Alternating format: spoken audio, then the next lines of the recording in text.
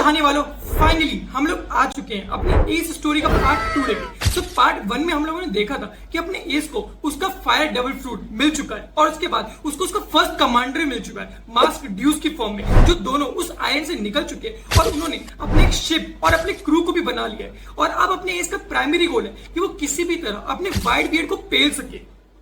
तो इसके बाद इसके नेक्स्ट चैप्टर में अपने को सबसे पहले दिखाया जाता है कि अपना एस अपने फायर डेविल फ्रूट को प्रैक्टिस कर रहा है ताकि वो उसको मास्टर कर सके। और उसके लिए सामने उसने एक फायर डायल लगा रखा है। अगर तुम लोगों को फायर डायल याद नहीं तो ये वही था जिससे अपने उसोप ने अपने ग्लूफी से पंगा लिया था। हाँ, बेसिकली अपना एस जिससे प्रैक्टिस कर रहा है वो फायर डायल अपने उसोप के पास नहीं था, बट ये भी वैसे ही काम करता है। बोल तो ये सारी फायर को अपने अंदर एब्जॉर्ब कर लेता है। तो अपना एस फाइनली अपनी पूरी पावर के साथ उस डायल के ऊपर हमला करता है, बट उसे घंटा फर्क नहीं पड़ता। बट एक सेकेंड, ये डायल की लुल्ली कब से आने लग गई?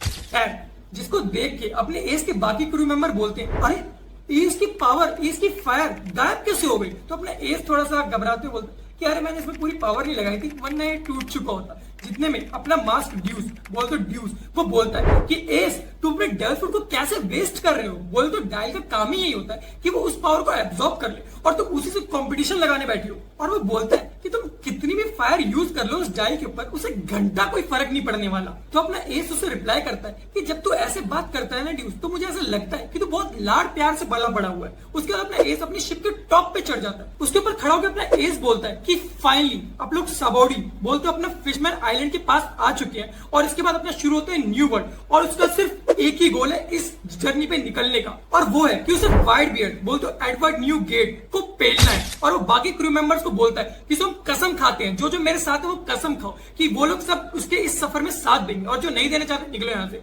तो सब बोलते हैं हाँ एस हम तुम्हारे साथ हैं। और यहाँ से अपने चैप्टर 2 स्टार्ट होता है जिसका नाम होता है सन ऑफ डीमन, और जिसके फर्स्ट पैनल पे अपने को दिखाया जाता है लूफी, जो कि फाइनली अपनी जर्नी पे निकल चुका है। तो बेसिकली ये वो पैनल है जहां पे अपने मेनली अपने वन पीस की शुरुआत हुई थी, जब अपने लूफी अपने सफर पे निकला था 16 साल होने के बाद।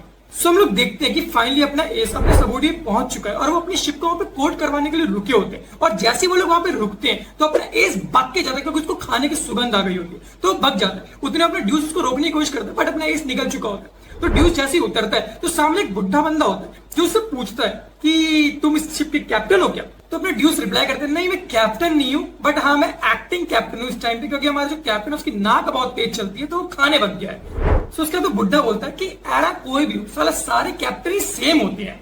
तभी अपने ड्यूस बोलता है कि साला वो एस उसने मुझे इस शिप पे आने के लिए मजबूर करा और मुझे पायलट बना दिया, और खुद साला अय्याशी काटता है। और इतने में वो उस बंदे से पूछता है, बोलते बुढ़े बंदे से पूछता है कि क्या तुम भी पायलट रह चुके हो, क्योंकि तुम बात तो ऐसी कर रहे हो। और उसके बाद अपने को पता चलता है कि वो बुढ़ा बंदा और कोई नहीं अपना सिल्वर रेली है। और अपना रेली बोलता है कि तुम्हारी और मेरी आंखें बिल्कुल सेम टू सेम है, मींस हम दोनों का काम सेम ही था हमारे शिप पे। और वो बोलता है कि मैं ऐसी जर्नी पे था जो काफी ज्यादा लंबी थी। बट अपने ड्यूस इस चीज से अनजान होता है कि सामने जिस बंदे से वो बात कर रहा है वो एक्चुअल में पायलट किंग का राइट हैंड मैन होता है, बोलते सिल्वर रेली। उसके बाद उसके क्रू के एक बंदों से बताता है कि जिससे तुम बात करते हो सिल्वर रेली था।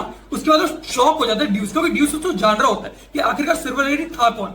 सो उसके बाद एस वहां पहुंचता है और बोलता है इतना शोरगुल क्यों मचा रखा है भाई, क्या हो गया?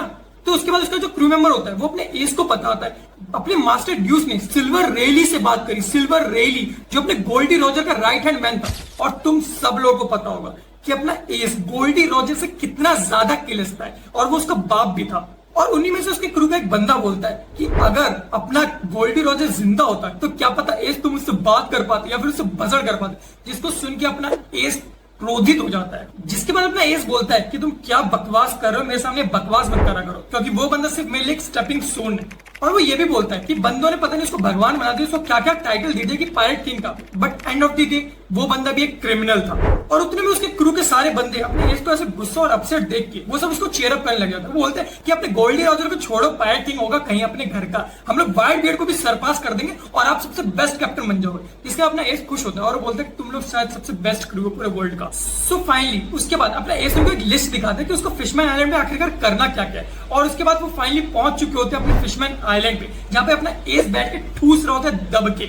उसके बाद सबके शोरगुल सुन के वहां पे एक बंदा पहुंचता है जो बोलता है कि अरे भाई इतना शोरगुल क्यों मचा रखा है, तुम लोगों को शायद पता नहीं तुम हो कहां पर, तुम लोगों ने फ्लैग नहीं देखा क्या एम्परर का, और तुम लोग इतना शोरगुल मचा रहे हो, साले तुम लोगों को पता ही नहीं है। वो बोलते हैं तुम जैसे लोग खौफजदा रहते हैं अपने एम्परर का नाम सुन के, और तुम लोग यहाँ पे हुड़गम मचा रहे हो, सारा तुम लोगों को पता है उधर में अपना एस उठता है जो बेवड़ा हो चुका होता था। वो बोलता है हाँ हमें पता है कि ये व्हाइट बियर्ड की टेरिटरी है और उसके लिए मैं आपसे क्षमा प्रार्थी हूँ। उसके बाद बंदा अपने एस को सॉरी बोलता है, सुनता है और वो और ज्यादा टैश में आता है। वो बोलता है कि साला बहुत सारे लोग इस फ्लैग की वजह से बहुत ज्यादा हम्बल हो चुके हैं कि हाँ बहुत बढ़िया हुआ, बट तुम लोग को एक्चुअल रूट का रीजन नहीं पता है कि एक्चुअल में जो अपने फिशमैन आइलैंड की हालत हो रखी है ये पायरेट एरा की वजह से ही हुई है। सो उतने में अपना एस बोलता है कि मुझे ग्रेट पायरेट एरा से कोई मतलब नहीं है और मुझे उन सब में शामिल मत करो। जिसके बाद वो बंदा बोलता है कि भाई ब्लड तो ब्लड है और तुम्हारी रेस तो सेम ही है, तुम सब हो तो पायरेट ही, तो उससे फर्क नहीं पड़ता। जिसके बाद अपने एस को चढ़ता है गुस्सा और वो फाइनली दिखाते अपनी कॉन्करेंस हाकी। जिसके बाद वो बंदा बेहोश। उसके बाद जो वहां पे बाकी सारे सीबीएस भी होते हैं वो भी अपने एस के ऊपर हमला कर देते हैं। जिसके बाद एस बोलता है कि साल तुम लोगों ने स्टार्ट करा, हम कौन बोल।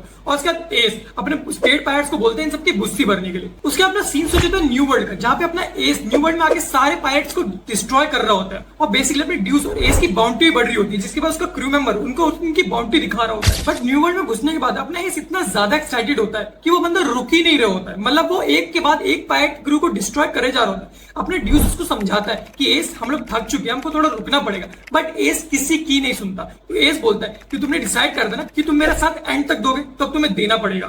तो उसके बाद सीन स्विच होता है और उसके बाद उसका पूरा क्रू एक पहाड़ पे चढ़ रहे होते हैं जहाँ पे बहुत ज्यादा बर्फ पड़ रही होती है और तुम्हें पता है कि फाइनली वो लोग कहाँ जा रहे हैं। जिसके बाद ड्यूस उसको समझा रहा होता है कि हम ऑलरेडी 5 बैंडिट्स के क्रू को खत्म कर चुके हैं और हमारे जो क्रू है वो बहुत ज्यादा थक चुका है और आगे कोई पायरेट है भी जिसके लिए हम चलते जा रहे हैं। तो उसके बाद अपना एस रिप्लाई करता है कि यस आगे एक पायरेट है जो कि वन ऑफ द 4 एम्परर्स है, बोल तो शैंक्स, और जिसका नाम सुन के अपने ड्यूस की पैंट गीली हो जाती है। जिसके अपना ड्यूस बोलता है कि एस क्या सच में तुम्हें लगता है कि हम एक एम्परर से भिड़ सकते हैं। तो एस उसकी आंखों में देख के बोलता है कि ड्यूस मुझे एक चीज सच से बताओ, क्या तुम्हें लगता है कि मैं वीक हूँ और मेरा शुरू से गोल एक ही रहा है कि मुझे टॉप पे पहुंचना है और उसके लिए मुझे 4 एम्परर्स को तो पेलना ही पड़ेगा। सो दोबारा से अपने ड्यूस से पूछता है, सो ड्यूस क्या तुम्हें लगता है कि मैं सबसे स्ट्रॉन्गेस्ट बन सकता हूँ और क्या मैं अपने किंग ऑफ पायरेट को अभी सरपास कर सकता हूँ। जिसके वजह से बाकी का क्रू अपने एस को थोड़ा चढ़ाते हुए बोलता है कि यार एस रेड एयर शैंक्स क्या बात है, तू पायरेट किंग बनने वाला है ऑब्वियसली। और वो ड्यूस से बोलते हैं कि ड्यूस हम लोग थके नहीं है भाई, हम कितने ही बंदों से लड़ सकते हैं। उसके अपना एस हंसते हुए बोलता है कि हम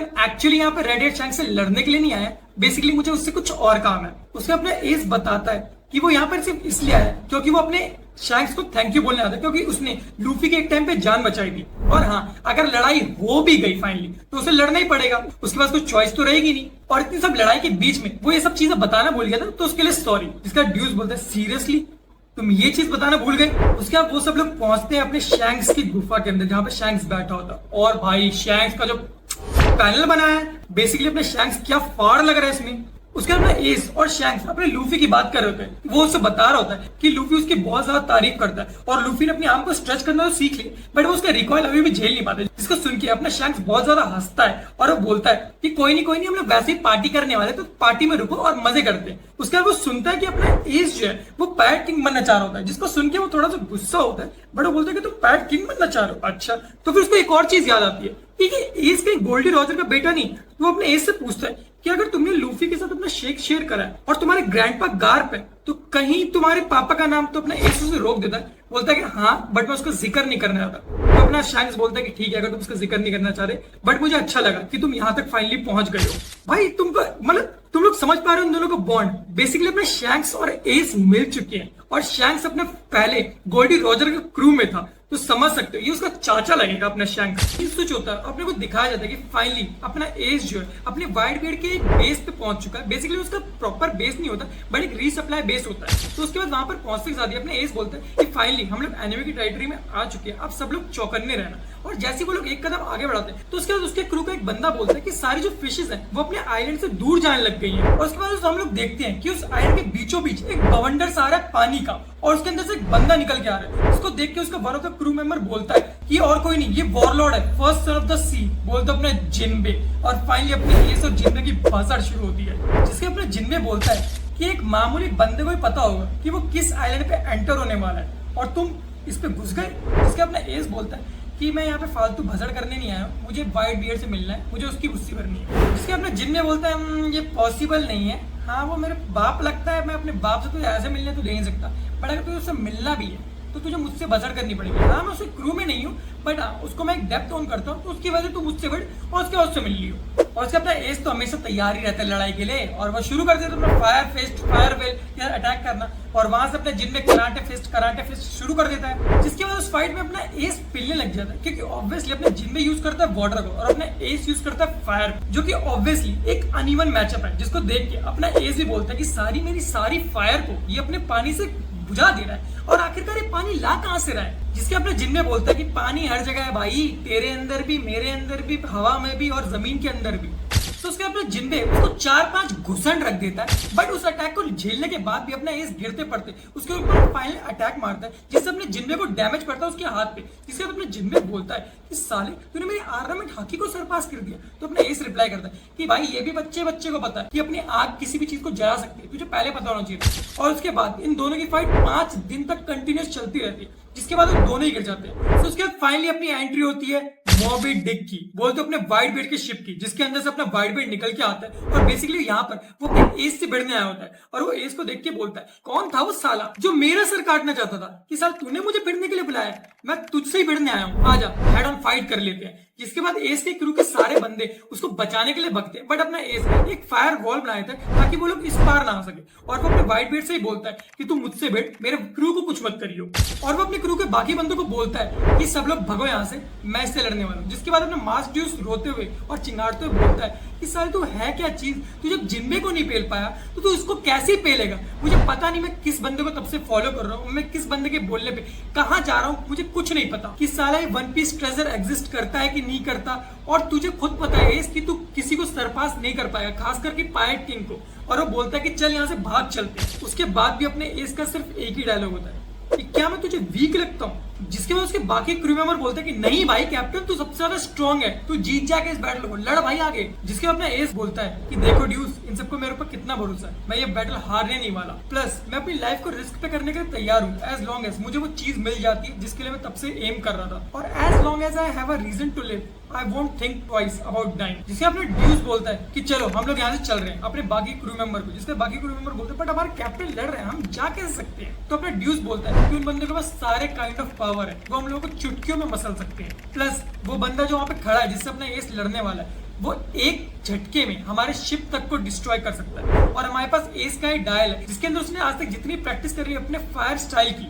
वो सब उसके अंदर सिक्योर है। तो हम लोग इससे एक चांस क्रिएट करेंगे और अपने एस को लेके यहाँ से उड़न छू हो जाए। उसके बाद अपना वाइट बियर्ड हंसता है, ये तुम्हारे पास बहुत अच्छी टीम है यार, बट अगर तुम अभी भी सुन सकते हो या फिर तुम बोलने की हिम्मत है तुम्हारे अंदर तो मुझे अपना नाम बता दो एटलीस्ट। और उसके बाद वो चिल्ला के बोलता है पोर्तुगस दी एस, और फ्लेम कमांडमेंट अपना अटैक यूज करता है, जिसको अपना काउंटर करता है वाइट बियर्ड अपने गोरा गोरा नोमी डेविल फ्रूट से, जिसके अपने को ये पैनल दिखाया गया जहाँ पे तुम्हें दिख रहा होगा कि पूरी स्क्रीन पे क्रैक पड़ रखा है, जिसे अपने ड्यूस अपने शिप पे आ चुका होता है, और उसके बाकी के जो क्रू मेंबर्स होते हैं वो फिक्र कर रहे होते हैं अपने एस की, और वो बोलते हैं कि इस ब्लास्ट से क्या अपना एस बच पाया होगा। तो अपना ड्यूस बोलता है कि हाँ एस ठीक है, बट हम लोग बेटर इस टाइम पे एक ही चीज कर सकते हैं कि हम लोग यहाँ से निकल सकते हैं। बट जैसे वो अपने शिप पे पहुंचते हैं सामने बैठा होता है अपना ब्लैक बियर्ड जो उन सबको पकड़ लेता है, और तभी अपने ड्यूस जो बना पड़ा होता है वो सोचता है कि ठीक है ओ आई सी, क्योंकि उसको सारा फ्लैशबैक आ चुका होता है कि अपने इस क्यों उसको बार बार बोलता था कि वो सबसे स्ट्रॉन्गेस्ट बनना चाहता है और अपने पायरेट किंग को भी सरपास करना चाहता है, और क्यों वो अपने पायरेट किंग से इतना हेट करता है। जिसके बाद अपने ड्यूस बोलता है कि मुझे समझ में आ गया कि तुम उसके बेटे हो और तुम अपने पापा को सरपास करना चाहते थे। जिसके बाद वो अपना सॉरी बोल रहा होता है एस से अपनी इमेजिनेशन कि सॉरी एस, मुझे कुछ पता नहीं था इस सब चीज़ों के बारे में, और मैं तुझे हर बार हर्ट करते रहा जब भी तूने मुझसे अपना जिक्र करा स्ट्रॉन्गेस्ट बनने का। जिसे अपना सीन स्विच होता है और अपने को दिखाते हैं एस जो घुटने के बल बैठा होता है और उसकी आँख खुली होती है, और वो बोलता है कि मैं ये पे कहाँ पे और मैं बेहोश कैसे हो गया था। तभी वो देखता है कि ऊपर बादल काले हैं और वो एक शिप के ऊपर होता है, और फाइनली तुमको पता होगा कि वो कौन सी शिप है। तो फाइनली यहाँ पर अपना चैप्टर खत्म होता है। मिलते हैं आप लोगों को इसके नेक्स्ट पार्ट में, बोलते चैप्टर 3 में। तब तक के लिए सायोनारा।